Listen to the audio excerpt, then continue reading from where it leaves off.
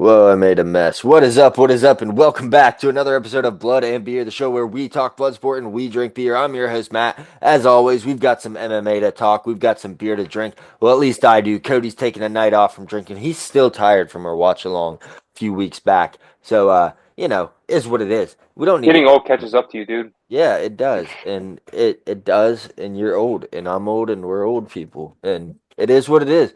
But UFC's not gotten old for me yet. We got Fight Night, Machado Garry versus Prates kicking off in Kansas City this weekend. Retirement fight for Anthony Smith taking on Zhang Ming Yang. Giga Chikadze versus David Onama. You got Michelle Pereira taking on Magomed. You got him taking on Abus Magomedov.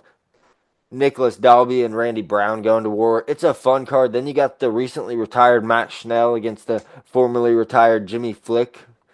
I said it when Schnell retired that MMA retirement isn't real. There's a lot going on this card. A couple weeks ago, I thought it seemed a lot better on paper than it's looking now, but it is what it is. And then you got Ikram Aliskerov. He's a huge favorite taking on Andre Muniz. Aliskerov, people are calling for the upset there. He's only lost to fucking Hamzat Shemaev, so we're gonna get into that. We're doing our main card breakdown today. Cody, welcome back. Last time I saw you, the watch party. Welcome back, my friend. How the Yes, hell you sir. doing? I'm doing fantastic, man. Just sitting here watching some playoff basketball right now. Yeah, Go Cavs, baby. Cavs. Go Yeah, Cavs, baby. Letting them know. yeah. Um, Outside of that, dude, we had our watch party 2 weeks ago, dude. It was a heck of a time. A bunch of people stopped in, said what's up. You had your buddy stop over and join the live stream with us. It was a heck of a card, heck of a time, man. Couldn't be any better, dude. Lit It was such a nice time catching up because people don't know that we haven't seen each other in probably I would say 5 years. 5 or 6 years. Yeah, It's been a probably while. 5 or 6 years. Actually, it's probably close to 7 or 8 before that Yeah. because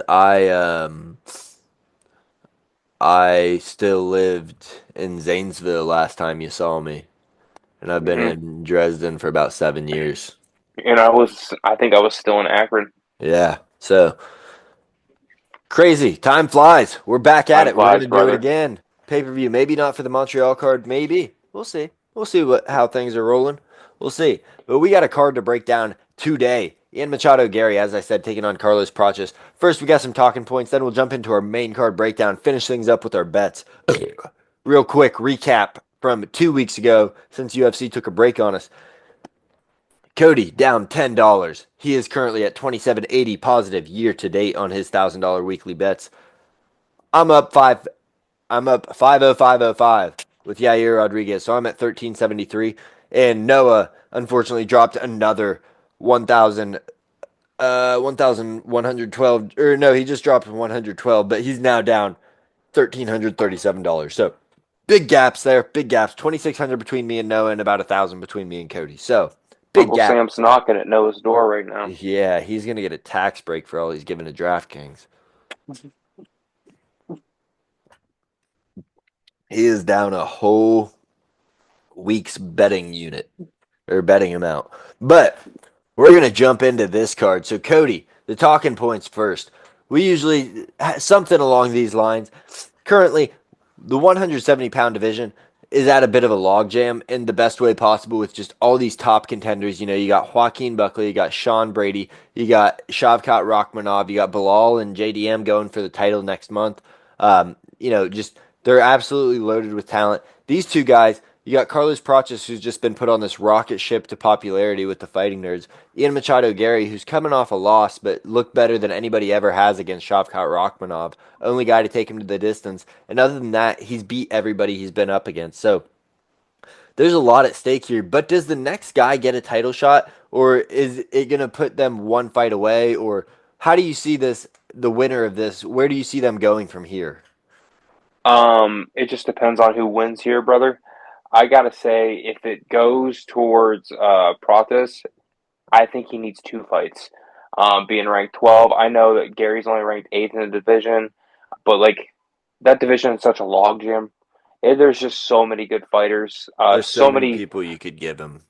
There's so many people that could hold that title. I mean, at least you can name five fighters that could be that Yeah, Yeah, I mean A, everybody I a just welterweight named. title fighter Yeah, holder. You know, all those guys I just named, any of them could win the belt on any given night, you know?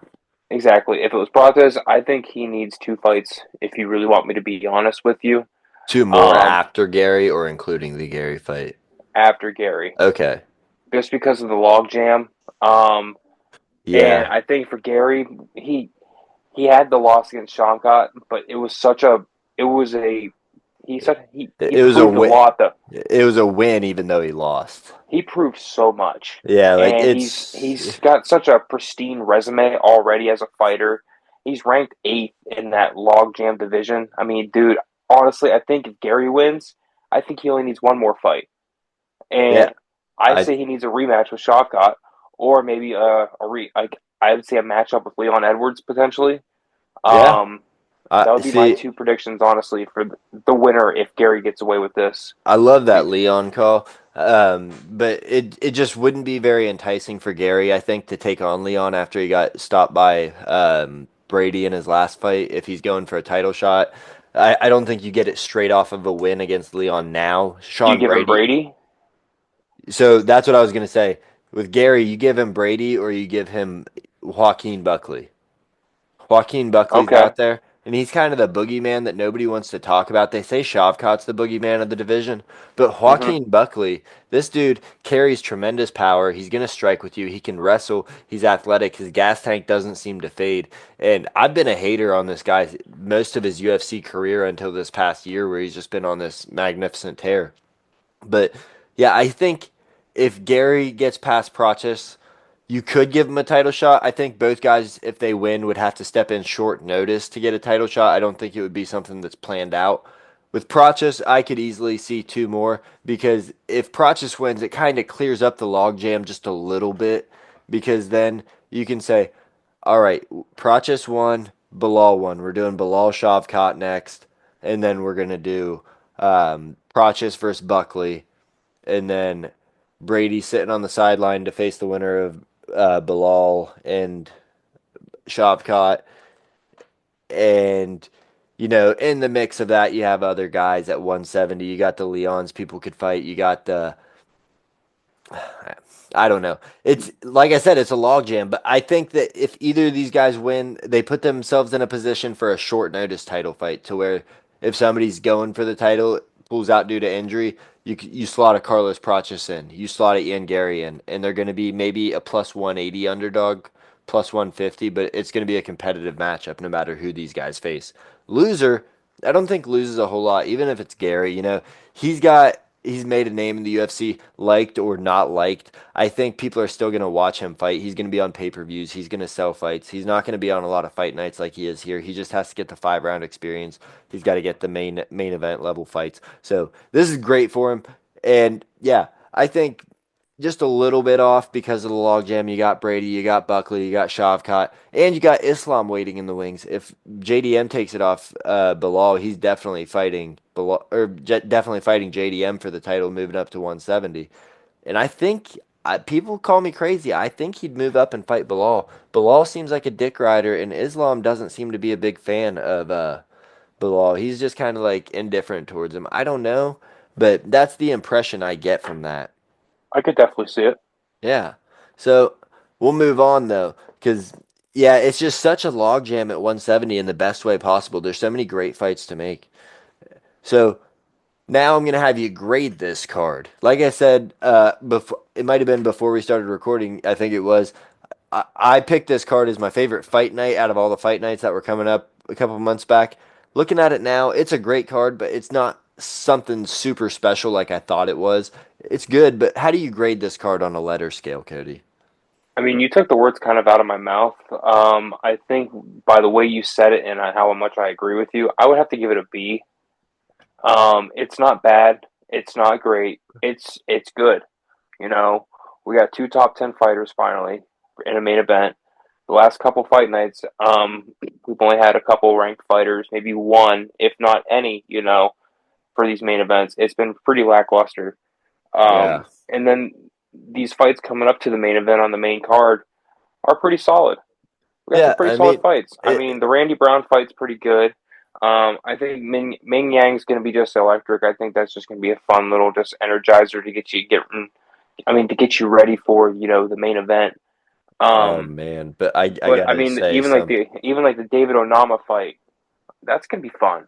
It's there's a lot of positive fights out here, but it's just like you said a few months ago, we're like, oh yes, this is going to be one of the better fight nights. But as we got closer and closer, the hype kind of just watered down, and we'll just have to wait and see how these fights end up. You know. Yeah, absolutely. Now, I don't think when we did the when was something that we talked about for what fight nights we were most excited for. I don't think Des Moines was all the way set in stone yet, so we didn't have that. Just looking ahead at next week's fight card, it's Corey Sandhagen versus Davison Figueiredo in the main event, banger matchup. Bo Nickel, Rainer de Ritter, Santiago Ponzinibbio versus Daniel D. Rod Rodriguez, Montel Jackson versus undefeated Daniel Marcos, Jeremy Stevens coming off a BKFC win, returning to the UFC to in his hometown in Des Moines, Iowa, to take on Mason Jones. The card is stacked, and then you look at the prelims. I mean, this card's good, but there's just something better on the horizon. I would definitely agree. B minus B. Probably a B because they're going to Kansas City. They're going on the road, and you got the Anthony Smith, who's from Wisconsin or Nebraska, which isn't far from there. So he's close to his hometown. You got the hometown guy on there. You did it right. I think Matt Schnell might be from the area as well. I could be mistaken. But yeah, I think this card's a B. I think you could give it a B, B minus. Uh, you know, depends on your preference. If you're a huge Ian Gary fan, which I don't think a lot of people are huge fans, they're just tuning in to watch Ian Gary, or a huge Fighting Nerds fan, great card. Michelle Pereira versus Abu Smagomedov, absolutely fire on here. Can't believe it's not a feature fight on the main event. It's the second from the or third from the opener. Weird, Hmm. but on a six fight main event. But yeah, B B minus. I agree with you. Not a whole lot that stands out. You got a great main event. You got fun fights sprinkled throughout with fights that with fighters that are recognizable too. That's the best thing about it. It's not a bunch of up and comers, which you don't hate that, but you hate it when it's up and comer versus up and comer, and you don't nobody's building off anybody. You got to build off people.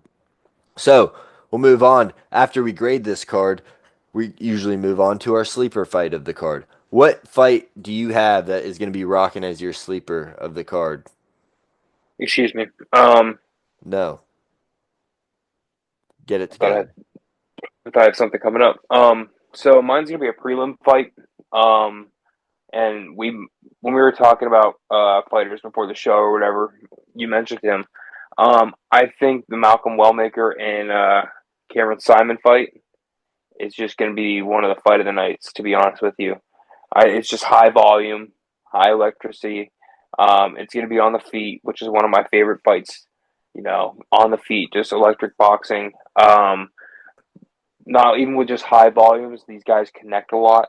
And even just for being bantamweights, dude, there's a lot of power behind their strikes. So this is going to be a really fun fight.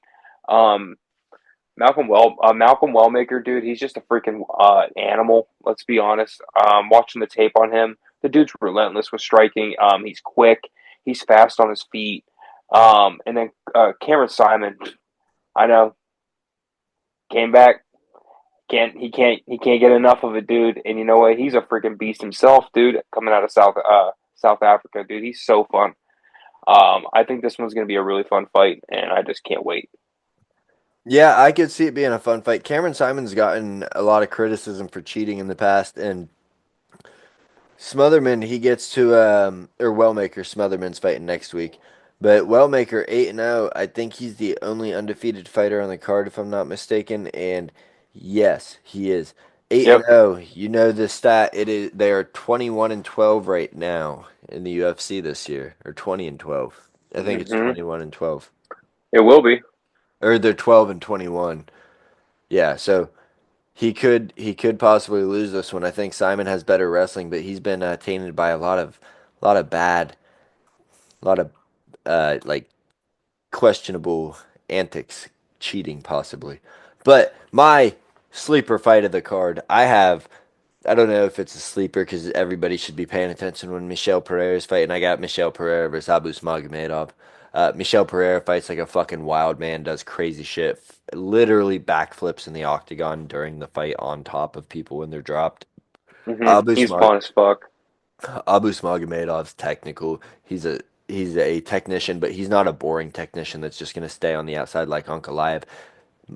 Magomedov is going to go at you. He's going to go for the knockout. He's got vicious body kicks. He's got a nasty reach over advantage over Pereira, and they got Magomedov as a dog. I hate that, and well, I don't hate that. I love that. I love that they got him as a dog because that's just I love crazy. it so much. Yeah, that's crazy too. It's gonna Now be a good one. I love it like my firstborn.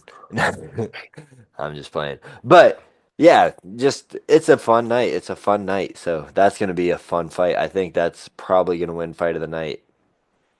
I can see And it then, totally. That's gonna be a fun fight. I'm not gonna lie. and then we hit It's not the gonna happen. I think Wellmaker and Simon's gonna be part of the night. Yeah, it But we'll definitely see. could be. You could We'll see, also baby. see Damon Blackshear versus Alain Pingali. Yeah, that could be part of the night, Uh, dude. Damon Blackshear's got crazy grappling, and yeah, a lot of fun ones. Evan Elder versus Gage Young could just be a scrap. You never know. You never know. And Carlos Prates and Gary could also be fight of the night, but not a sleeper, I wouldn't say. So last week we hit the over. You've actually not been doing as great as you were earlier in the year on the over unders. We hit the over again. You picked under. 8 finishes on the 6.5 was the line that I set. I set 6.5 on 14 fights again this week. Are we hitting over or under, Cody? I think I'm gonna switch around this time. I think we're gonna stick with the same number of finishes. Fuck, this Eight. card's gonna suck then. I have 8+ overs, eight Yeah, plus finishes on this one. There's just this a lot of card's gonna knockouts. suck. You've not hidden over once that you've Oh, picked. God damn it, Cody. Matt, don't say that. This You card's gonna be electric. son of a bitch.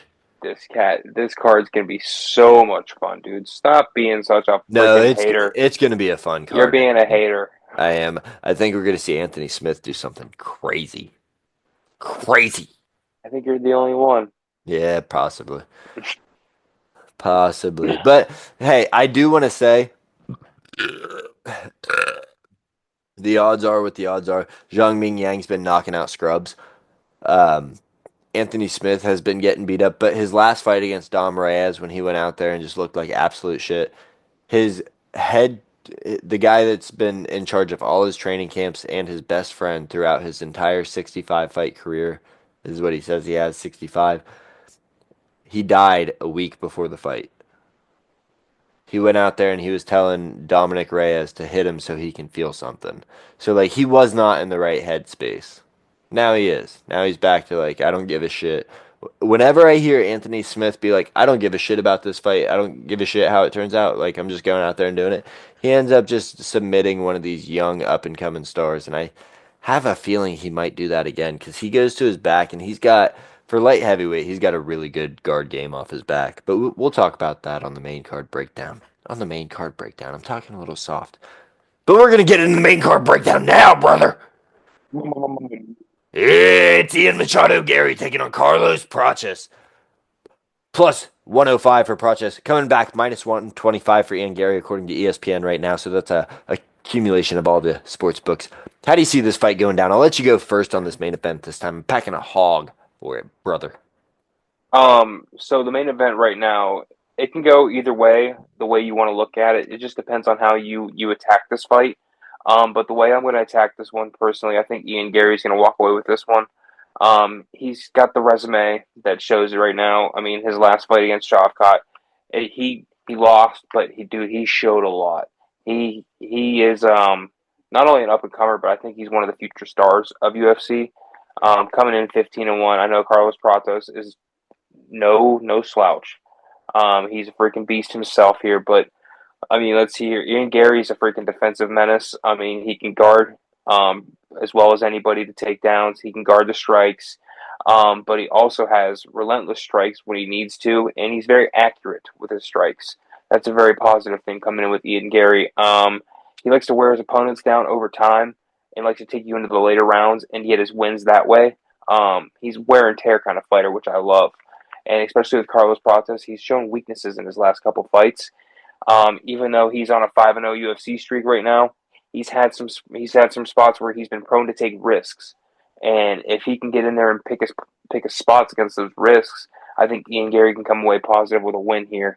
Um, but the thing for Carlos Prates, though, I think he's got to pick his spots early and then score some early rounds. Because if he doesn't, then I see Ian Garry winning the later rounds 3, 4, and 5 if this decides to go to the finish. Even though I might not see it going to finish, it might end up round five, early round five type finish. Excuse me. No. Um, but Ian Garry has the better gas tank here for a 5 round fight. He's been in multiple. He's got definitely. I think for him, I think he's going to need to have his high intensity hit in the mid rounds for him to have a real good shot, especially walking away with this one. Ian Garry, that is. Yeah, so been doing a lot of studying on both the guys. Carlos Prates, he's on an 11 fight win streak. Mm-hmm. All of his last 10 are by knockout. His last decision victory came back in 2019, 6 years ago. And before that fight, he lost a decision fight by unanimous decision, both in one championships. And that was 2019 was when one was close to the height of their powers in MMA. It was a respectable MMA organization. A lot of top guys were there. So those were only 3 round fights. This is a 5 rounder. I think Gary's such a smart fighter. He'll keep it at range. Even though Praches has a huge reach advantage, 3.5 inch reach advantage, Gary's 2 inches taller, which kind of negates that. It allows him to play, run around with the longer legs. Praches cuts the ring or the octagon off very well, but I really see Gary winning this fight any way it goes. Praches is gonna need a knockout, and Gary's been talking all week about I'm gonna break him. He's a quitter. Look at this. He quit in this fight years and years ago, but he quit in a fight. And I think Gary's gonna be on that. He's gonna take him down and just smother him for a couple rounds and try to do that.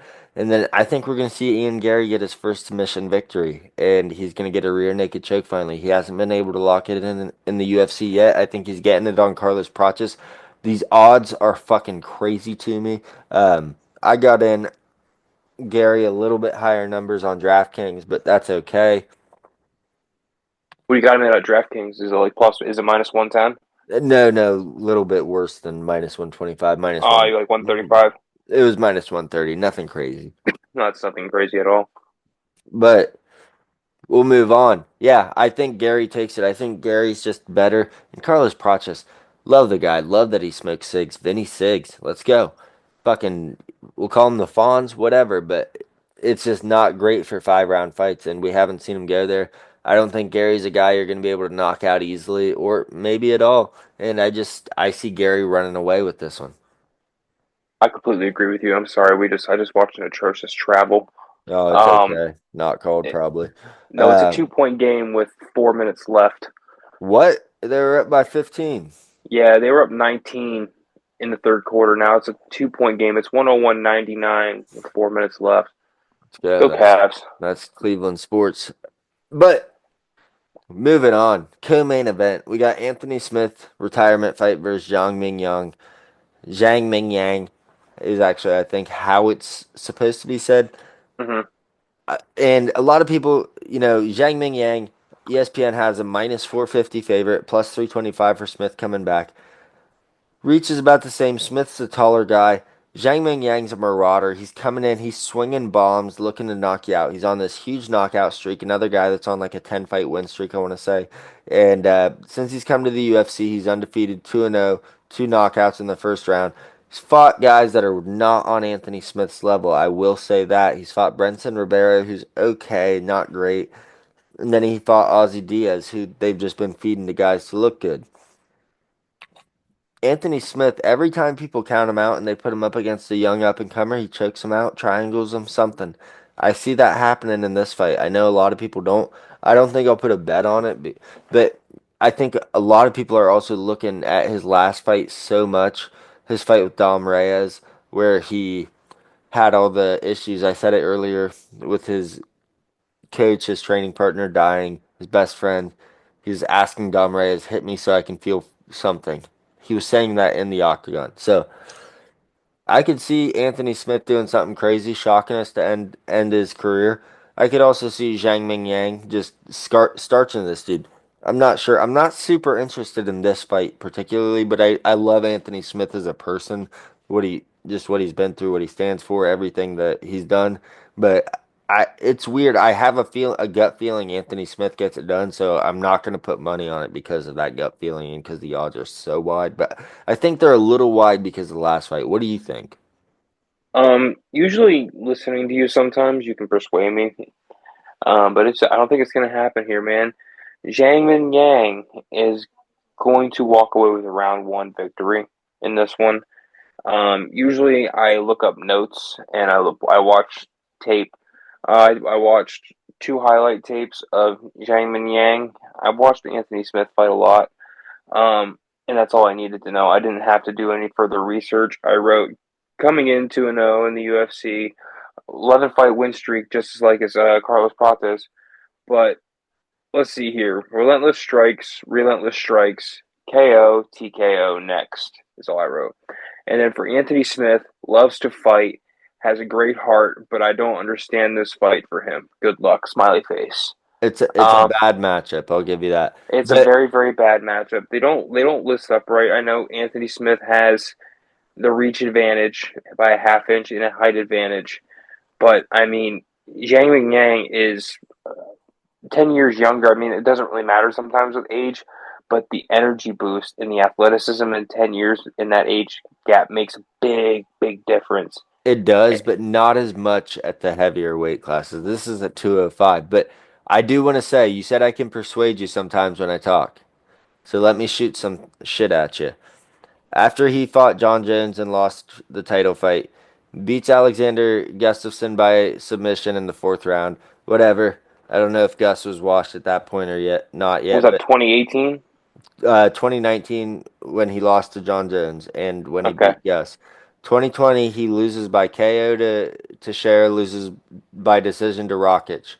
Goes on to submit a young up and coming Devin Clark by triangle in round one. Gets a TKO doctor stoppage by kicking Jimmy Crute's leg out in round one.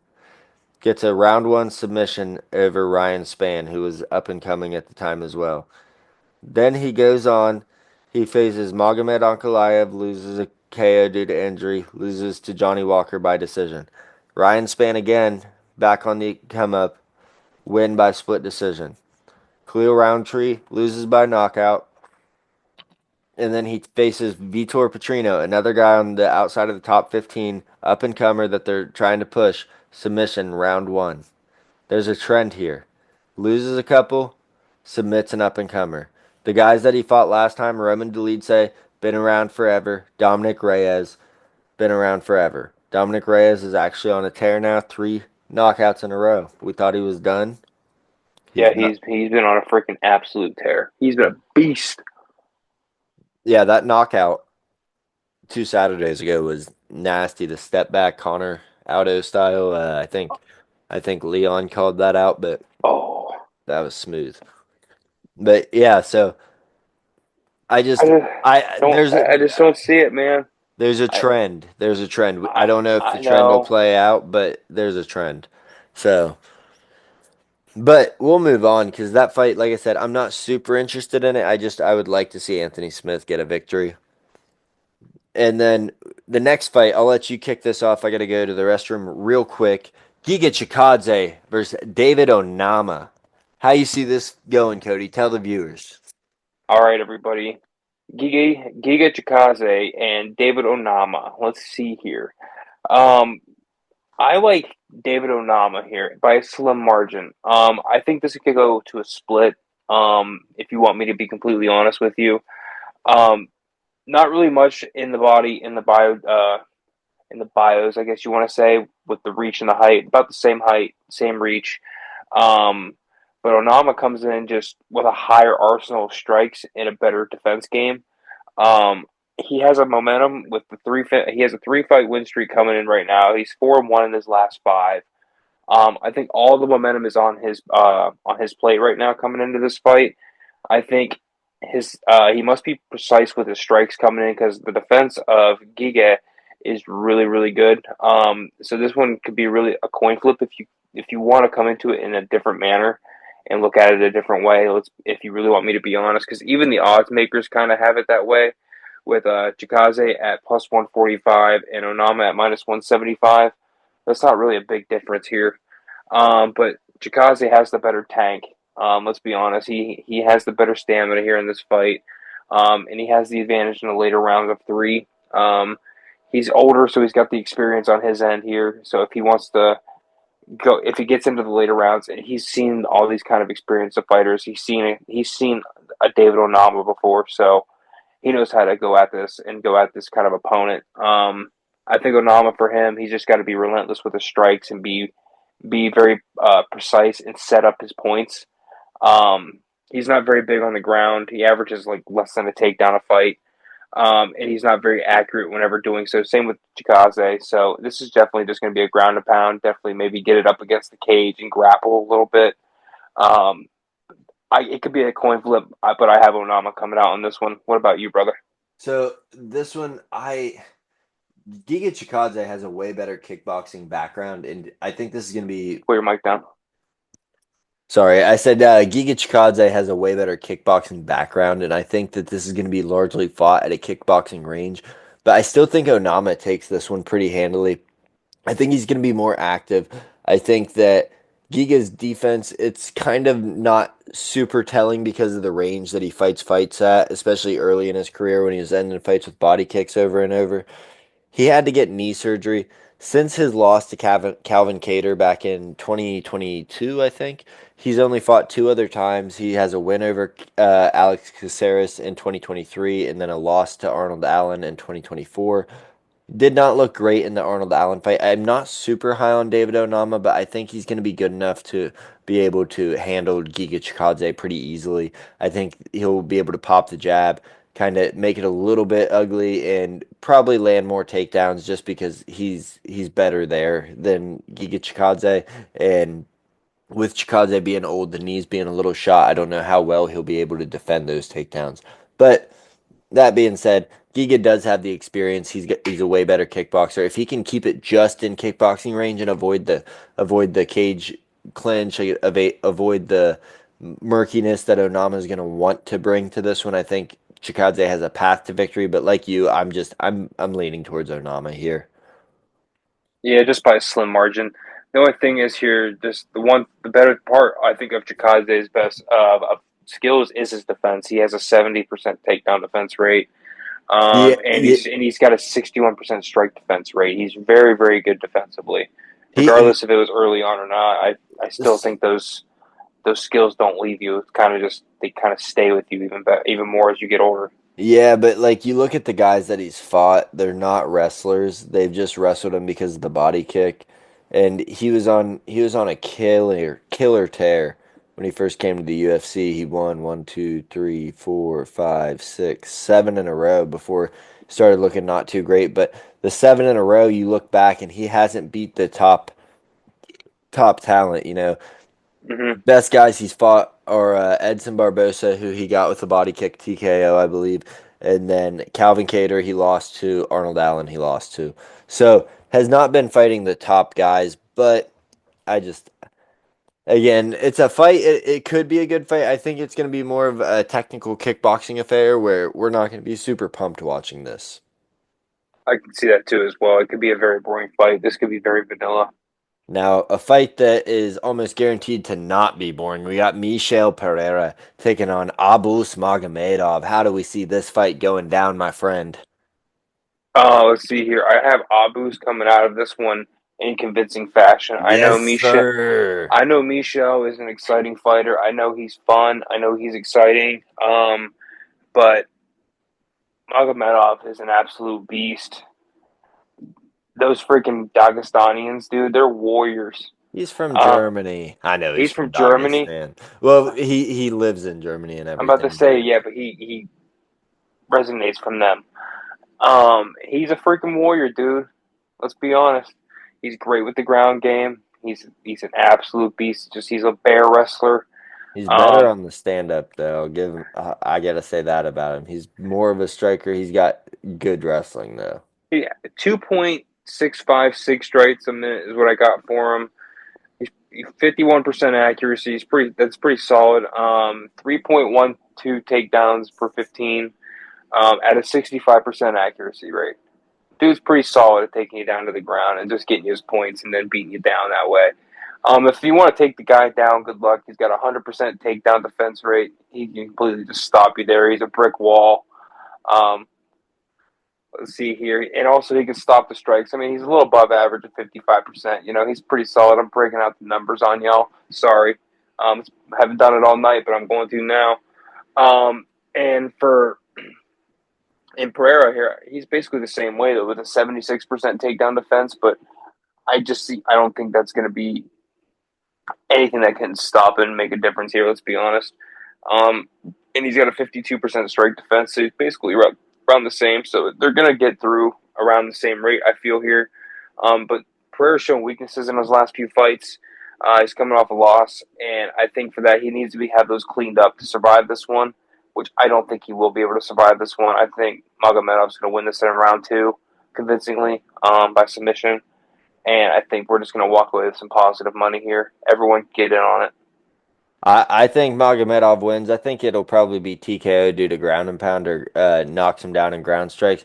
Pereira's a wild fighter. Dude does backflips, kicks off the cage, tries to do the Anthony Pettis Showtime kicks, does crazy stuff during Mm-hmm. the fight. The gas tank isn't always there. He's looked good in his last couple fights, especially since moving back up to 185. He looks a lot better. But Abus Magomedov, he's a technician on the feet. He's got a good jab. He controls range well. He controls striking well. He gassed himself out in the Caio Borralho fight and in the Sean Strickland fight. But since then, he's looked good. He's looked good in every other fight too. I think that Abus is gonna outlast him. Michel Pereira might work him in the first round, might catch him with some ugly, wild shit. But then after that, I think Magomedov's just going to find his timing, find that jab, and just stick and move. And he's going to hurt him with one of his stiff shots and put him down, finish him. I like round two, like you said, but he could also win a decision. I like him as an underdog. Absolutely. A plus 120, according to ESPN. I like it. Absolutely. So we've moved to our climb bet of the week. We missed out on the Julian Erosa. We forgot to get it set before the fight started. Randy Rude Boy Brown taking on Nicholas Dalby, minus 260. We got him at minus 258 for Randy Brown. So we put the 25-41 that we had left on our climb towards Randy Brown. That'll win us 35-25 total. He's a minus 258 favorite, taking on Nicholas Dalby, plus 210 coming back.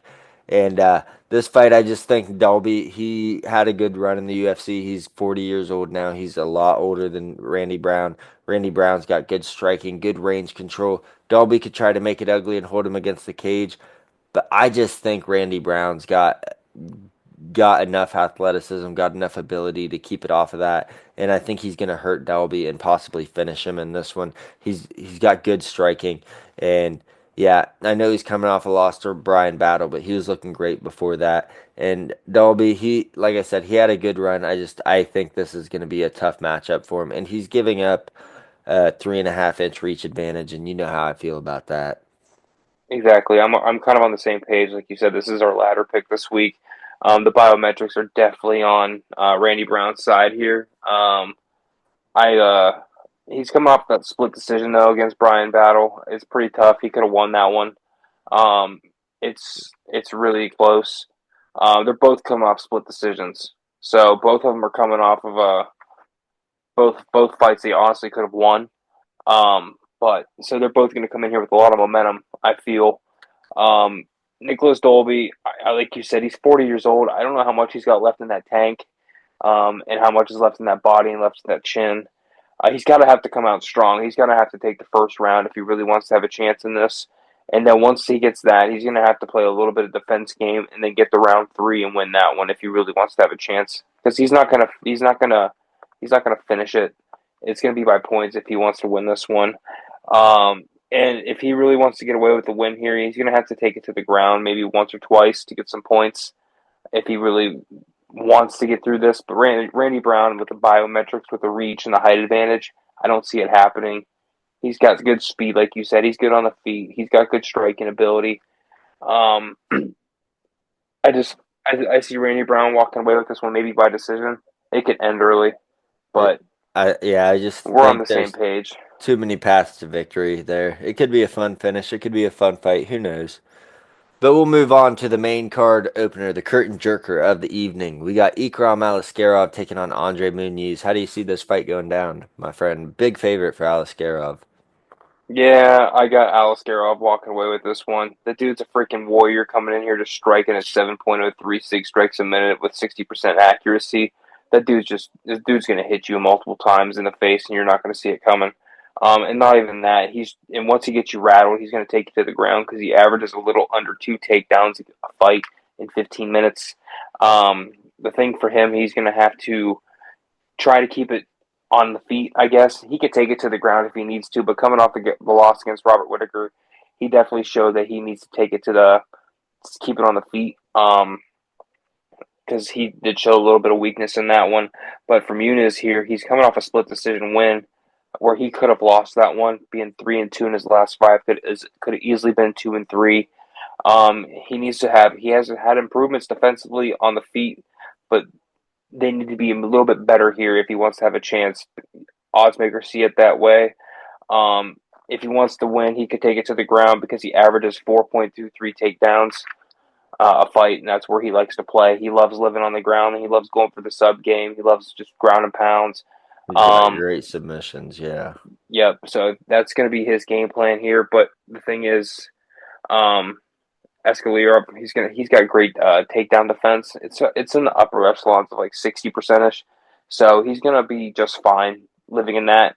He just has to stay on the feet because I don't see Muniz being able to live on the feet here in this one because that's where his weakness is shown defensively. Yeah, I'm right there with you. I think Alaskarov starches this dude on the feet. Odds are perfect. I'm surprised. I was hoping that they would be a little lower for Alaskarov because he's coming off that knockout loss to Whitaker. But they see this dude's only lost to the top dudes. He lost to Whitaker in his only UFC loss, and before that, his only loss was to Hamzat Shemaev. So I mean, dude's gonna win this. He's gonna knock him out probably. Does have a 2-inch disadvantage on the reach, but lands so much more per minute, carries so much more power. I don't think Muniz has a good shot here. We don't got to No, spend all night on that one. no, So we're on the same page with that. now that we've wrapped up the main card breakdown, we're going to be moving on to our bets. Cody, you're down $10. I'm going to let you go first again this week. How do you I'm see this down. going? I'm down $10, but I'm still atop the mountain here. Don't worry about it, people. Don't listen to this man. He had one hot bet. That's all he did last week. Hey, Not a risk taker. He's kind of a sissy for that. Let's be hey, I honest. put it all on one man. I put Well, it all on one. put it in the comments. Matt's a sissy. Um, I got three bets for you this week. I got Zhang Ming Yang to win in round one at -105 on FanDuel. I Okay. threw 350 on that to bring back a total of 688. Okay. Wait, how did you have him winning? Zhang Ming Yang to win in round one, -105. $350 brings back 688. Okay. Magomedov money line and Randy Brown money line plus 190. $350 brings me back a total of $1,016. 350 gets you 1016. Yep, total back. Okay. And then Ian Garry by KO or TKO or points. It's a double chance here on FanDuel at plus 110. I threw 300 on that to bring me back a total of 630. Alrighty. So I got two bets for you. Got two of them. Let's hear I it. Magomed Abus Magomedov money line. I got 500 on him as a dog. Wins us 1150 back at or 1100 back at plus 120 on FanDuel or on DraftKings. And then I got Ian Garry money line minus 130 gets you 884.61 back. So we got a potential 1900 here. Potential 995 winner. And I think we're going to hit that. And Cody, you got a lot of money to win here too. You got, let's I'm see, at about plus 2,300 here to yeah, win. you can win 23 total, so plus 13. Yep. Can definitely just make that mountain a little too tall for you guys as Yeah, we get I into the know, and summer months here. I need to root for your Magomedov Brown bet, and that'll keep you positive. So that sucks for me. But that's all we got for you today. We don't have a lot to say. We just got stuff to say. This has been Matt with Blood and Beer. Cody, thank you for joining us. Thank you for checking out the video. Everybody that stuck till the end. Check us out Spotify, Apple, Amazon. Check me out on Twitter. Check Cody out on Twitter. Our links are down there, or our ats are down there. Let us know what you think of this card. Are we dumb? Are our picks bad?